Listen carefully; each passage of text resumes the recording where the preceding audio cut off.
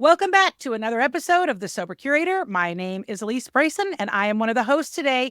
And we are so excited to welcome James Gwinnett, a sober endurance athlete, motivational speaker, and author.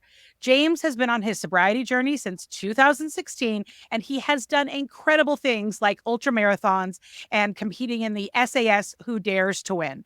And as someone who has never run any kind of marathon, unless shopping counts, I'm really excited about this conversation that we're going to have today, because I do find people with that kind of dedication just so admirable, and I just feel like I know I'm going to learn lots of golden nuggets of wisdom from you today. Wow. I need that snippet as my You want that snippet? Alarm clock in the morning. Like, James, go and smash the day. James, you can effing do it. That was something else. That was motivational enough. Let's cut it there. We're done. All right. I'm sure we can take that. Tomorrow, that's a wrap. Yep. Thanks for being here, James. Thanks a lot, everyone. It's good to talk. Well, we're ready to get into it. And Tamara and I are just going to bounce back and forth between questions. If there's something you don't want to answer, you can just say, thank you, next pass. But we really want to get ready to talk about your book, Ready, Set, Life, and kind of tell us a little bit about what sparked the idea for the book. Look at that cover. Product placement. Pretty. We love it. So question-wise, open book, pun intended. The book has been a long old journey. My wife gave birth to a baby boy. We're coming up to a year ago now. And when we found out that she was pregnant, so we're talking just over 18 months ago, the book came out in October. So it's newly launched, but it was an 18-month process. Yeah. That initial wave of emotion when we found out that she was expecting was one of, obviously, joy, elation, followed very quickly after I sort of started thinking about, hang on a minute, this is a bit of a conundrum, because not just purely from the fact that every parent has the imposter syndrome of wondering if they're going to be a good parent. Everyone has that, but it was the additional context in which we were bringing him into in terms of the world. And let's face it, it's a bit of a mess. You know, you've got wars going on, you've got climate problems, there's a global identity crisis, and that's just the tip of the iceberg. In the introduction, I sort of list everything that's going on, that's wrong, going wrong in the world. And it's not supposed to be a sort of doomsday, oh, isn't this awful? The premise is that the book then guides people through how they can thrive despite all of that, particularly in sobriety. But the thought process that I had was therefore one of, right, well, what do I want my son, Freddie, his name is, to take from my own experiences? How can what I have learned translate into my actions and my behaviors as a parent, and how can I be a good father to him through the conversations that I've learned, the people that I've met, the podcasts that I've listened to, the books I've read, and my own experiences of alcoholism, sobriety, and you mentioned, and we can get into them, the various slightly mad endurance challenges that I've done. I'm not really a journaler, although I do sort of make notes on specific things throughout the day. Carry a little notepad around with me, so if something, spark of inspiration comes to me. So I started jotting down little ideas on, well, what do I think about this problem that's going on in the world, and what's my take on identity and fear and change, and where have I got my inspiration from over the years? And those ideas started turning into, sort of evolving into paragraphs, and then a bit more structure, and a vague concept that might be an introductory chapter followed by a second, a third, a fourth. And I'm not narcissistic, I don't know if that's the word, but I'm not narcissistic enough to think that I could write a book entirely about myself. So I then started having conversations with, if I may say so, some really fascinating people that I've come across in my life, and started asking for their take on, again, the various things that they see happening in the world and how they get through them and what they've learned. And they are a range of experts in various different fields, from psychology to anthropology and science and biology, through to people who've been there and experienced the bad times and come through and sort of demonstrated how to turn their lives around, really, but also achieved some incredible things. So among them, there's a world record holding polar explorer. There's a former professional international rugby player. There's a former heroin addict, a former special forces soldier, a life coach, a personal trainer, a classics teacher, all manner of different personalities and expertise and experience and knowledge. And I've sort of woven those interviews, if you could call them, I suppose they're a series of mini podcast episodes, really, woven throughout my story. So that's the premise. It's me, it's what I've learned, but with insights from some really incredible people, with the premise that there's a lot of crap going on in the world, but actually with the right mindset, and I talk a lot about mental fitness, with the right mindset and what I've learned particularly from sobriety and positivity that has come with that, actually we can do incredible things. We can thrive, we can be amazing fathers, we can be loving husbands, we can thrive in our jobs. We don't all have to go and run ultramarathons or set world records. It's about being happy and successful in our day-to-day lives. So that's that's the premise for the book. I love it. I would like to know, so your book, it blends humor and a lot of insights, right? Was it important to you to balance the heavy topics with more lighthearted? Because I mean, when you look at life in general and specifically for us, sobriety, I mean, there's a lot of dark days, but there's so much good stuff that comes along with it. So I think it is a balance, right? Because we don't have the good without the bad. No, you're absolutely right. And I wrote it very much deliberately in my tone. So I'm quite British humor, I'm afraid. I'm quite sarcastic. I take the mickey out of people, but people know that I do it. I only do that for people that I have affection for. It's just having played 20 years of rugby, the banter, we call it, between friends it's just sort of mickey taking fun. But at the same time, that those friends that you're joking around with would always have your back, and if you had a serious problem, you would go to them with that problem, and vice versa. So it's an affection thing. But I wrote the book in a style which is mine, and it's the reason that I went through Amazon and self-published, because I didn't want an editor to come back and say, you need to change that, you need to remove. It's quite crass in parts. There's a lot of swearing.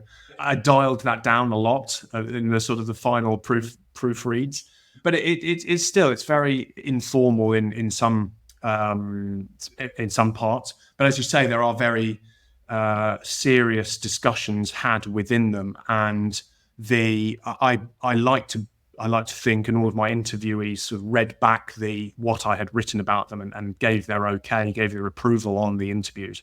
I like to think I handled some very sensitive subjects from their life experiences with sensitivity. And I was very privileged, actually, with the conversations that I had, in that my interviewees all just opened up to me. And I think we talked at the beginning about being an open. I talked about at the beginning about being an open book, and I think that openness and that honesty, particularly in sobriety, is incredibly important. There's no point hiding the truth or lying about it, and because it will come out. It's the old adage that if you sort of say, "Oh no, I'm doing dry January," or "Oh no, I'm not drinking today," you'll then get into the situation a week later when someone will, "Well, what about now? Are you having a drink now?" So I think that openness and sobriety is very important. But from the point of view of my interviewees, my one example is the polar explorer I mentioned, who confessed to me that he had, despite having been to the North Pole and set a world record there, and been to the South Pole and set a world record there, he confessed to me that he had spent probably a quarter of the last decade in bed because of debilitating depression.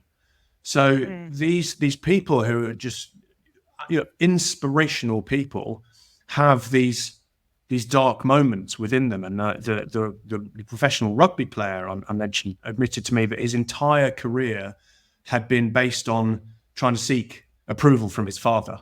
And he had then sort of succumbed to various different vices as a result of not getting that. He then went down a dark path. So we all have dark moments, and I think the ability to talk about them and be open is incredibly important. And like I say, I hope I've handled those with sensitivity whilst mixing it with humor where I can.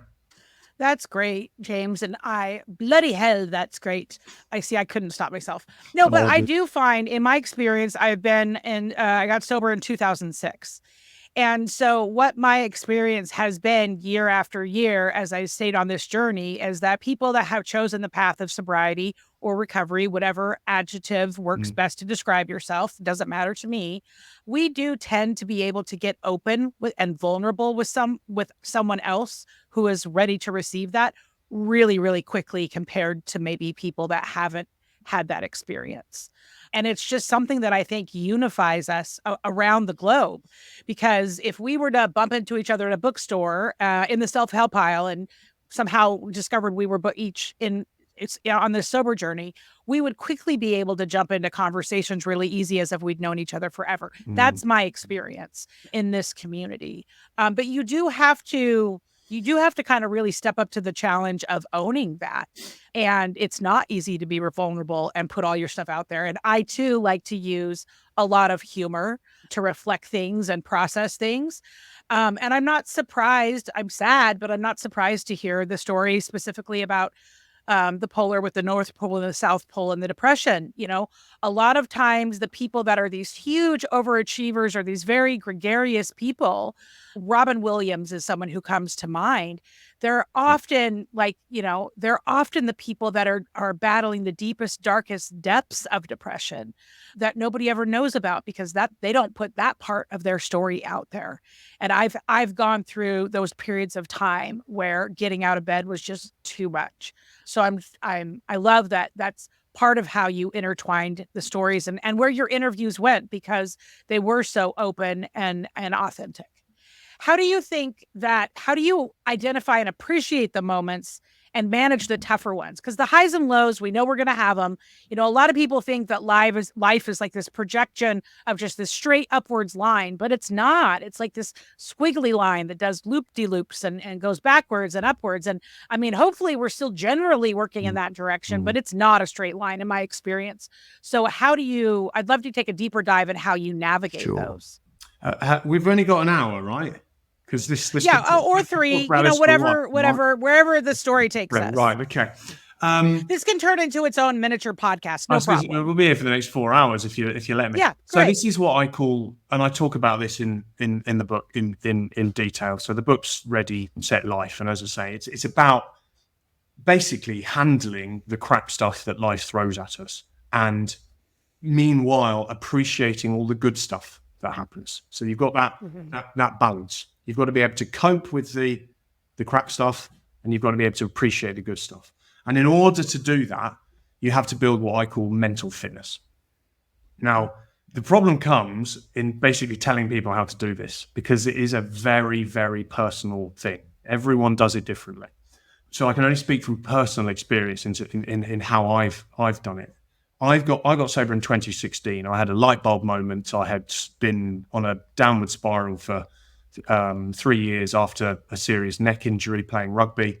I lost my identity as one of the lads, one of the team. I no longer wanted to hang out with my mates. I went down to the deep dark spiral of locking myself away and drinking on my own. And 3 years later, there was a light bulb moment where I realized enough was enough and something had to change. The realization as to how I did that. Now, I'm not sure I believe in fate, but my mum always says things happen for a reason. That's the phrase she uses. A couple of weeks later, after I'd made the decision that I needed to stop drinking, I'd been to my sort of first AA meeting and was completely overwhelmed by it all and feeling very, didn't really know what to do with myself and whether or not this was right. But I found myself watching the London Marathon on television, and all these 40,000, 50,000 people all plodding away through the streets of London.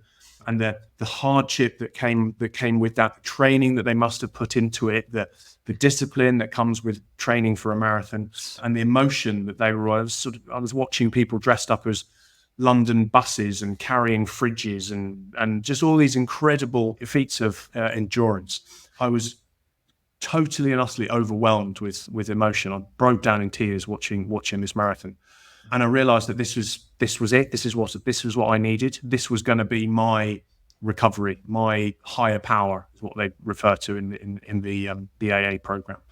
The next day, I signed up to run the 2017, the marathon the following year, and I set myself a year-long program, which enabled me to rediscover my routine, my discipline, my structure, but also just rediscover who I was, because I had been a very, very athletic, very fit, very strong, masculine lad, big alpha male rugby player.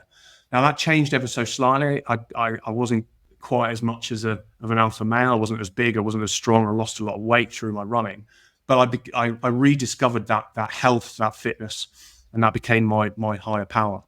But what I realized as I was going through this training program was that I wasn't actually running for my physical fitness. I was running for my mental fitness, because that ability to just zone out of life's problems, to take a moment to explore your own feelings, your own emotions, what you're going through on a day-to-day basis by taking half an hour out and going for a run. And that could be a walk, it could be yoga, it could be taking the dog out, it could be tiddlywinks. It doesn't matter what it is for each individual person. Weightlifting, I now do Brazilian jiu-jitsu. The premise is that we all need something that brings us out of our daily mindset, which is we're so stressed, we've got screens everywhere, we've got stimuli. And I talk in the book about how in the last 50 years, technology has advanced so much that the phones in our pockets, I think we've got one here, that phone has more as 100,000 times faster than the computers that landed man on the moon. So Neil Armstrong's, the NASA computers, compared to the phones today, we carry these phones in our pocket every day, everywhere we go. They are 100,000 times faster than NASA's computers in 1969. And yet our brains have not evolved in 30,000 years. They haven't evolved in 2.5 million years very much, but the last 30 has seen quite a significant change. So we can't cope. That's the long and the short of it, is that we cannot cope with everything that is coming at us. Adverts, television, Netflix, Instagram, TikTok, all of this crap. And it just fills our brain with, the doom scrolling that you get, with the bad news, and there has to be a way to step out of that. And my own personal meditation, if you like, mindfulness. Now those words come with a certain, people sort of think, I'm not sure I want to meditate. Well, hang on a minute. Why not? Why do you not want to take a few minutes out of your day to just assess how you feel and think about why you feel it? That is meditation for me. That is mindfulness. And this is this premise of building this ability to understand our own emotions, which is called metacognition, effectively thinking about thinking. That is building mental fitness. So that is the premise of the book, is how to do that, and therefore from that get more out of life, be more, achieve more, feel better, feel happier, feel more content. By just stepping out of life for a few minutes a day, assessing how you feel, working out why if you feel a little crap, why do you feel crap? And if you can start recognizing that sequence of emotions, you can then start coping with it. So that's the premise. I've talked very long-winded about how to do that. I can't even remember your question, but mental fitness was the answer. You got there. Yeah. I'm curious, as you are a father, and yes, understand your child is still quite young, but I'm going to just make the assumption that you're going to use your beliefs in raising him. And, years from now, he will read your book at some point. one would hope. What are you hoping that his takeaway is, or how are you hoping that the way that you live your life now will help him as he grows up through his? So I think it's an interesting question in terms of how that relates back to sobriety, if I can touch on that first of all. Because obviously my higher power now is very different to what it was 8.5 years ago when I quit drinking. At the time, it was, right, I'm going to get fit. I'm going to rediscover my health. I'm going to train for a marathon. Once I did the London Marathon, I then did the Paris Marathon. I've run marathons on 4 different continents. I've done one in San Francisco. I've done one in Phuket. I've subsequently run further and further and longer distances, to the point that I've run over 100 miles in one go on 3 occasions. The last one was from London to a town in the southwest of England called Bristol, which was 145 miles in one go. So that was all very much right. I'm running, and I saw a counselor, saw a therapist. I did all sorts of, I did the AA, I did therapy, I did seminars, workshops, counseling, therapy, all of it. But one therapist said to me when I sort of told him of my plan, as I'm going to run the marathon, he said, "All right, what are you running from?" And I thought, you smarmy. I said, how dare you kibosh my plan? So I didn't go back to him. But I mean, he had a point to an extent. There's some amazing people that I've met along the way in my running travels, and they've all got an incredible story. Every single one of them. They've all overcome something, and they're all sort of out to prove something as a result of that. So but that's a separate subject. My point being, as I say, that my higher power used to be that right, I've got a goal, I've got to train for it, I've got to achieve that next endurance event, and then I've got to move on to the next one, and then the next one, and every time it's got to be more epic than the last one, and blah blah blah blah blah. My higher power is now my son. I want to be the best father that I can possibly be, and I know that I cannot do that if I'm drinking. So I have not, for the last 8.5 years, never once have I thought to myself, "Oh, it would be lovely if I could go back to drinking." The thought process is still the same. I will never drink again, even albeit one day at a time. But I'm doing it for a different reason now. And he is now the focus of all of I go running because I want to be healthy, because I want to be able to run around a rugby field with him. He's only 11 months old, but I'm going to give him a rugby ball as soon as he's able to walk and say, right, get practicing. England rugby team, here he comes. I want to be the best version of myself, whether that's fitness, sobriety, working hard, setting a good example, achieving everything that I've achieved and continuing to do so for him, and for my wife and us as a family unit.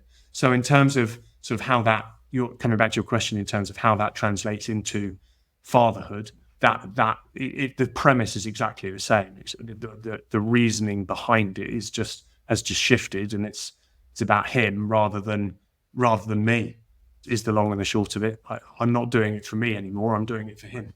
Oh, I love that. And you said a few things, when you were exploring getting sober, that you tried different things. And I think that's so cool, because a lot of people will try one thing and then they're like, well, that doesn't work. And then they start drinking again. And many people don't escape that lifestyle.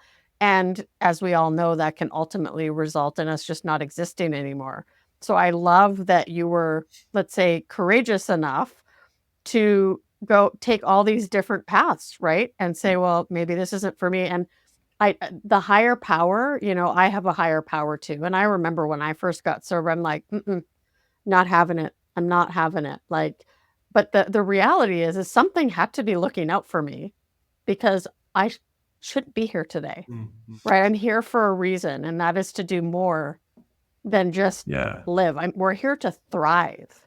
Quite right. Thrive is the word. And I think I write about it in the book. I think a lot of people, when they're embarking on the AA program, and the AA program is a phenomenal program. I would not say a single bad word about it. It has helped millions of people.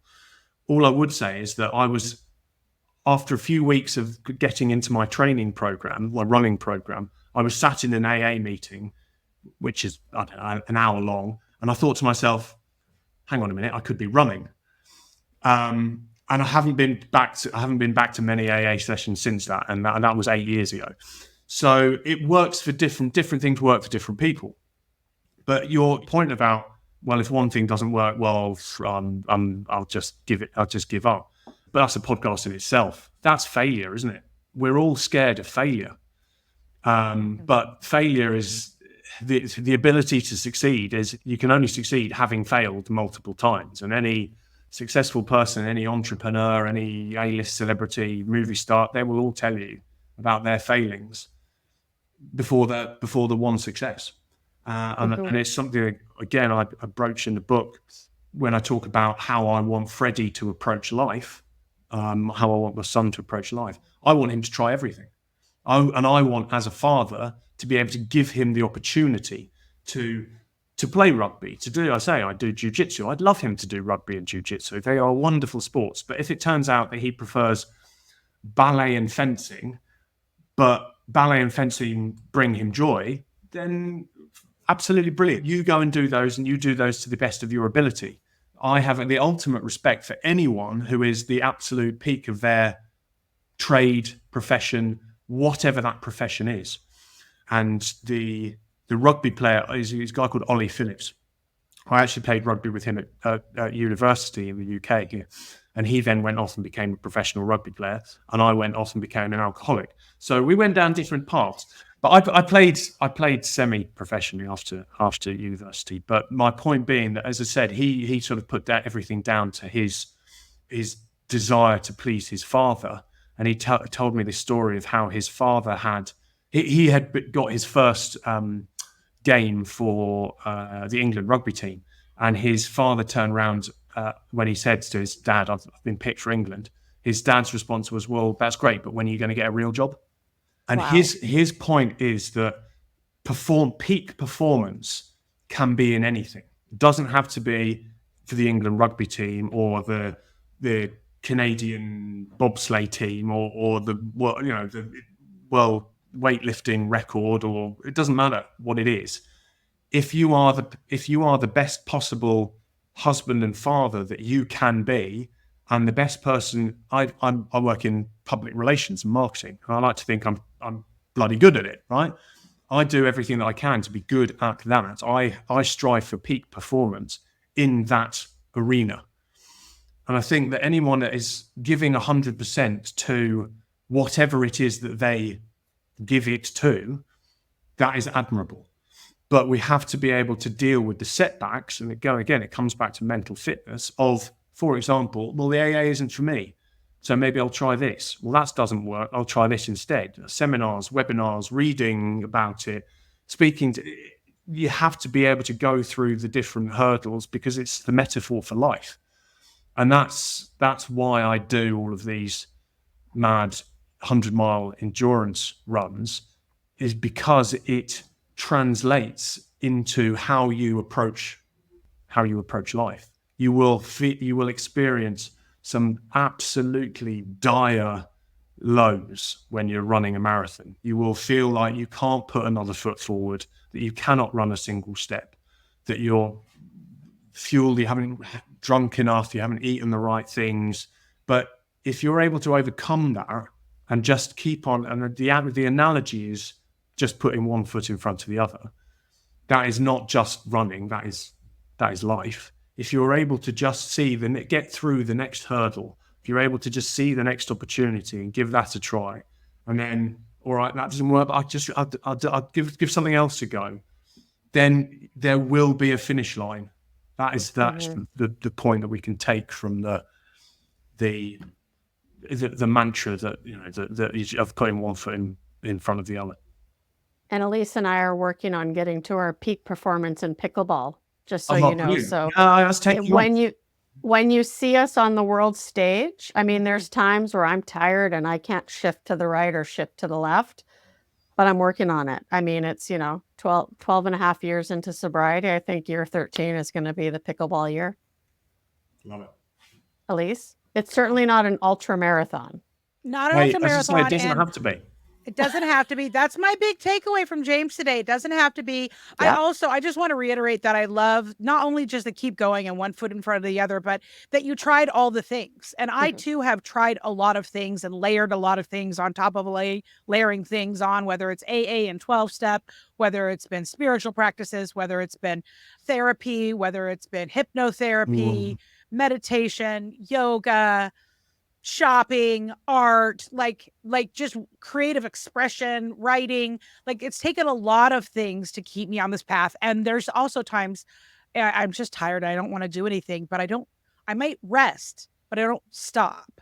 And that I really, loved hearing your journey about all of these things for sure. And just going back to nod onto pickleball. Pickleball originated from my part of the country, which is the Pacific Northwest of Washington State. And a little fun fact about me, if anyone were to find my 1993 Centralia High School annual, they asked us a picture that is next to my very attractive portrait. My hair was bigger than the picture itself, and what you want to be when you grow up. And I actually answered a professional pickleball player. And I came across that a couple of months ago and was like, well, that's just ridiculous. And I'm like, or I could just really try and go make that happen. I Why mean, not? professional is a loose term, I think. So semi-professional, I heard you here. Right. So when I was playing rugby, I had a full-time job, but I was also paid to play rugby. So there's something in there for you. There you go. Pickleball I think there's something there. It's your calling. There's something there. And the irony isn't lost on me because I often, there is a saying in 12 step about once you become a pickle, once a cucumber becomes a pickle, it can never become a cucumber again. So I just feel like there's a pickle theme here, but I love your sense of humor, and I love that the advice that you give. I know your book has not been out very long, but have you had anyone who's read it that has contacted you or left a review that you were like, this one review or this one comment was worth everything? Right. I can give you that right now because I've got a very good friend who has recently gone through a breakup, and he thought that this girl was going to be, he's been married in the past. He's been divorced, but he thought that this new girlfriend was going to be the one. Long story short, I gave him a copy of the book, and I said, because I knew he was struggling, and he lives reasonably close to me and my wife, so he does sort of pop over to our house for the weekend every now and again, and we go for dog walks, and my wife drinks. By the way, I'm completely okay with that. So he and my wife will have a glass of wine in the evening, and I'll sit there merrily drinking my Heineken Zero or my Guinness Zero or whatever it is, or my soda water. But anyway, I gave him a copy of the book because I knew he was struggling with this breakup, and he finished it. And he says, "If am I able to read this out?" He says, "Yes, please. I need to genuinely congratulate you. It's inspiring. The timing of it, from a personal perspective, is uncanny.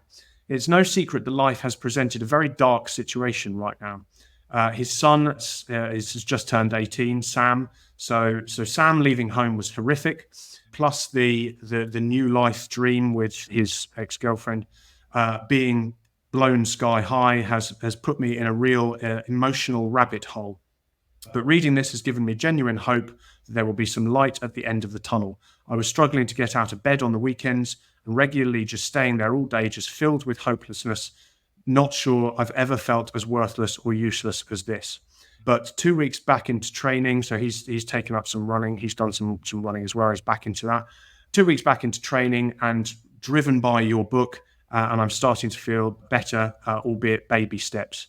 Maybe it's a midlife crisis, but reading this has given me the kick to self-evaluate and start being aware of what's going on, and in turn start making some plans. Long and short, thank you. Thank you for being, then he goes into like emotionally mushy stuff. It's basically thank you for being a supportive friend. You bros, you just do love to get all emotional, gooey. It's a little gooey, but he says, thanks me for being a friend. So that one, I've had enough, right? If you want to find the book, it's very easy. It's on Amazon. It's Ready, Set, Life. It's the first result on Amazon, and there's some nice reviews on there as well. So they're starting to come through. But just having that from a close friend who I knew was struggling, having him open up to me like that. And again, I don't know whether it's me or sort of the way I present myself, whether it's something that people feel comfortable in opening up to me, which is lovely. I don't know whether that's the case or not, but the fact that he opened up, the fact that he expressed those opinions and sort of truths about the book was just absolutely melted my heart. So it's, I love that. That one is worth it for. It's worth it for the one. That one I totally person. understand. And I that's, understand and that's, that I feeling. always say that I do a lot of motivational talking, sort of corporate business speeches, and I help. Step 12 of the AA program is if people come to you and want help, you give it back. If anyone ever comes to me, I always offer help. And I always say, look, if it benefits one person, it's worth it. I mean, as I said, I wrote the book for me as a project and for my son, for Freddie. But the fact that it's now out there and people are genuinely benefiting from it is I couldn't have wanted any more. I have a question about the writing process for you. I'm also working on a book, and I've been working on it longer than you worked on yours. And I'm wondering, was there any part in the process? You talked about your little notebook, you talked about the interviews, but was there any process that you're like, I'm not going to be able to do this. This isn't good enough. I can't get it over the hump. Was there any struggle throughout, or did it come out pretty easily? So I work in public relations, and I do quite a lot of writing for my profession. So the actual writing element of it was okay in terms of getting words onto a page. And as I say, I have a particular style, and I was just able to be me and just sort of onto the page. I always had a target in my mind, and I don't know why. It's just a nice round number. I wanted to just tip over 100,000 words because it was just a nice figure. I got about 70,000 words, 70 or 80,000 words, and I was struggling with how to fill that final fit or whatever the maths is, that extra sort of 25,000 words. But that came through another couple of amazing conversations. I'd been, in fact, actually, it was the Polar Explorer, one of them. He's a guy called Henry Cookson, who I've done some work with in a previous PR job, and he's a very, because of the nature of what he does. He, having done all of his polar travel, he now runs a travel business. And so he's always jetting off somewhere exotic in the world, and he takes millionaires on super yachts and does all sorts of wonderful, incredible things. So he's very hard to pin down. And I wasn't sure whether I was going to, I'd had a plan to include him, but I wasn't sure whether or not that was going to, but it did. And there was a bit of a hiatus while I was assessing whether or not I should just publish the book as it stood, and I wasn't quite happy with it, so I waited, and I chased him again and again, and I was a bit annoying, and I WhatsApped him, and I emailed him, and I Instagrammed him, and I this him and that him.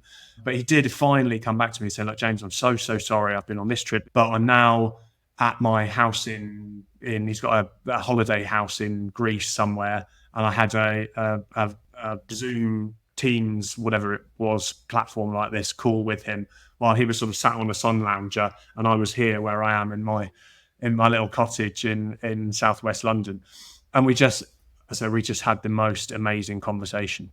So the ability to sort of pull that in, then a couple of other bits and bobs also came in last minute, and I was able to finalize things. But the writing, there were definitely struggles. There were moments where I thought, can I be bothered?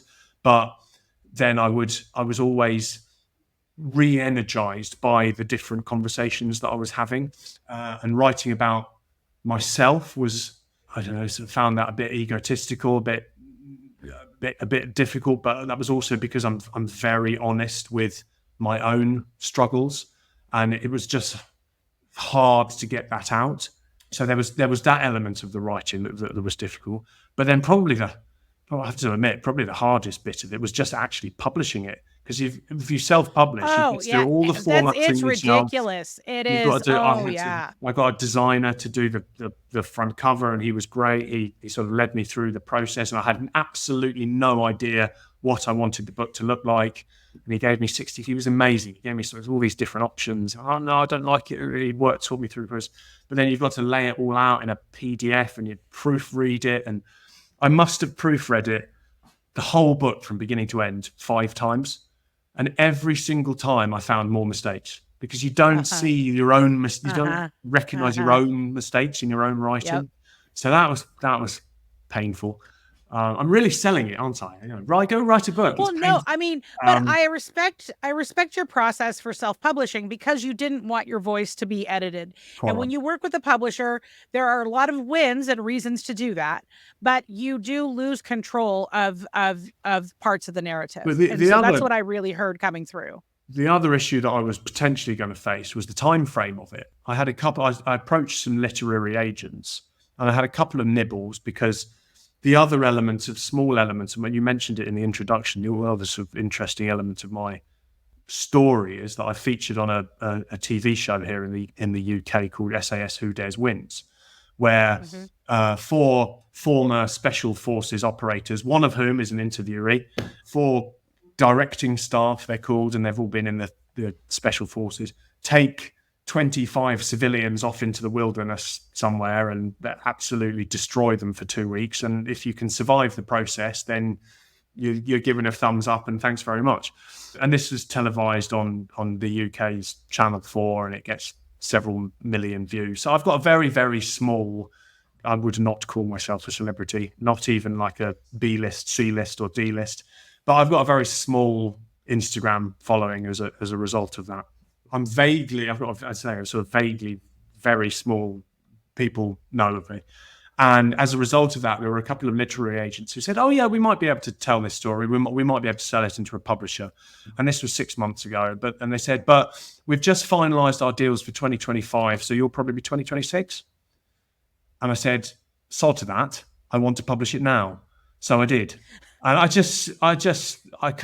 didn't want to wait 2 years for my book to be on shelves, if at all, if it even was going to be.